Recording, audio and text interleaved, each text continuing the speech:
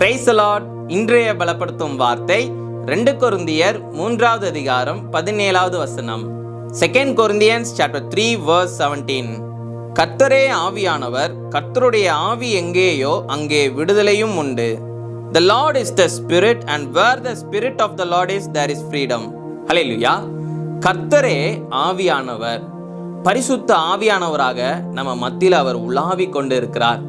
அவர் நமக்குள்ள வாசம் செய்கின்ற பொழுது நம்ம வாழ்க்கையில அநேக காரியங்கள்ல அடிமைத்தனத்திலிருந்து நமக்கு ஒரு விடுதலையை தந்து நம்மளை சந்தோஷமாக வாழ வைக்கிற தேவனாக, நம்மளை கைட் பண்ணுகிற தேவனாக ஆவியானவர் நம்மளோட கூட இருக்கிறார். நம்மளோட எப்பவும் நமக்கு ஒரு விடுதலை தர அவர் ஆயத்தமாக இருக்கிறார். இன்றைக்கு உங்களுடைய வாழ்க்கையில ஏதோ ஒரு காரியத்திலிருந்து உங்களுக்கு ஒரு விடுதலை வேணுமா? ஏதோ ஒரு அடிமைத்தனத்திலிருந்து உங்களுக்கு ஒரு விடுதலை வேண்டுமா?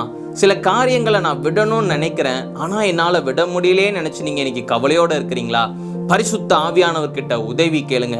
ஆவியானவரே, எனக்கு இதுல இருந்து ஒரு விடுதலையை தாங்கன்னு சொல்லி நீங்க ஆவியில நிரம்பி நீங்க ஜெபிக்க ஆவியானவர்கிட்ட நீங்க உதவி கேட்கின்ற பொழுது உங்களுக்குள்ள ஒரு விடுதலை உண்டாகும்.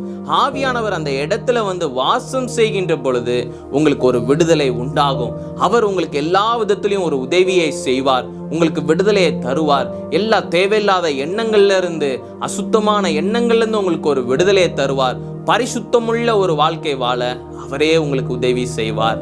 அதனால எந்தெந்த காரியங்கள்லாம் விட முடியலன்னு நினைச்சு நீங்க கவலையோட இருக்கிறீங்களோ, ஏதோ ஒரு அடிமைத்தனத்துல இருக்கிறீங்களோ, சிலரை பார்த்தீங்கன்னா அவங்க ஏதோ ஒரு மொபைல் போனுக்கே அவங்க ரொம்ப அடிமையாக இருப்பாங்க. அதுல இருந்து அவங்க வெளியே வரணும்னு சொல்லி நினைப்பாங்க, ஆனாலும் அவங்களால முடியாது. எந்த அடிமைத்தனத்திலிருந்து ஒரு விடுதலை வேண்டுமோ எல்லாவற்றிலும் நீங்க ஆவியானவர்கிட்ட உதவி கேளுங்க. அவர் நிச்சயம் உங்களுக்கு உதவி செய்வார், உங்களுக்கு விடுதலை தருவார். நம்ம எல்லாரும் கண்களை மூடி ஜெபிக்கலாம். எங்களை நேசிக்கிற நல்ல தகப்பனே, ஆவியானவரே, பிள்ளைங்க இந்த 4 ஆண்டவர் இயேசுப்பா ஒரு விடுதலையை எதிர்பார்த்து ஜெபிக்கிறாங்க. ஆவியானவர், நீங்க தகப்பன இந்த நேரத்துல பிள்ளைங்களுக்கு ஒரு விடுதலையை கொடுங்க. எதுலெல்லாம் அடிமைத்தனத்துல இருக்கிறாங்களோ, எதெல்லாம் விட முடியலையே நினைச்சு கவலையோடு இருக்கிறாங்களோ, நீங்க பிள்ளைங்களுக்கு விடுதலையை கொடுத்து பிள்ளைங்களுக்கு உதவி செய்யுங்கப்பா. ஆசீர்வதிங்க, சந்தோஷமாக வாழ வைங்க, பரிசுத்தமுள்ள ஒரு வாழ்க்கை வாழ உதவி செய்யுங்க. இயேசுவின் மூலம் ஜெபிக்கிறோம் பிதாவே. ஆமேன், ஆமேன், ஆமேன்.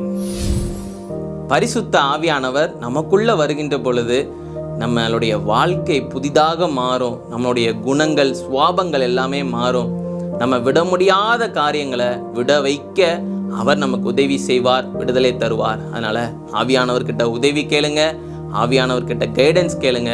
ஆவியானவரே என்னை நீங்க வழி நடத்துங்கன்னு சொல்லுங்க, அவர் உங்களை வழி நடத்துவார். God bless you. Have a blessed day.